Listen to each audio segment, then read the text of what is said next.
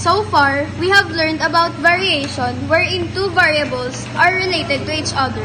But we know that in math, as well as in real life, there are instances when three or more variables are related to each other. This type of relationship is what is known as joint variation. Joint variation is a variation where a quantity varies directly as the product of two or more other quantities. Combined variation describes a situation where a variable depends on two or more variables and varies directly with some of them, and varies inversely with others when the rest of the variables are held constant.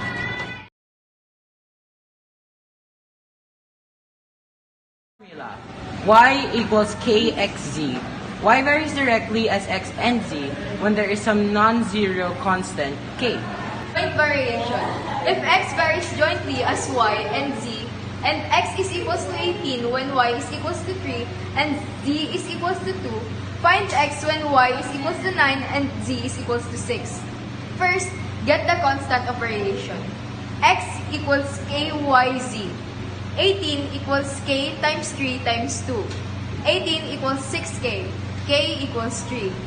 Then, make the equation of the variation. X equals 3yz. Finally, substitute the variables. X equals 3 times 9 times 6.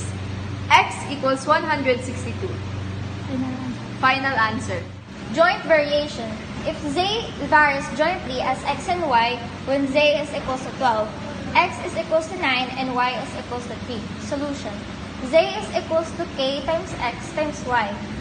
12 is equals to k times 9 times 3. 12 is equals to 27k. Divide both sides by 27. Cancel. K is equals to 4 over 9. Now for combined variation. In combined variation, correlation involves both direct and inverse variation. In the equation, y is equals to kx over z. K is the constant variation. Combined variation. If y varies directly as x and inversely as z, and y equals 24 when x equals 48 and z equals 4.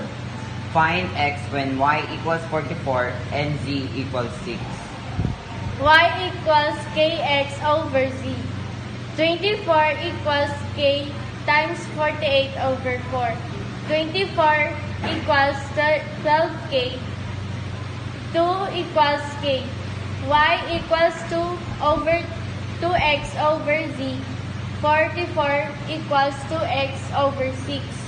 44 equals x over 3. 132 equals x. Combined variation.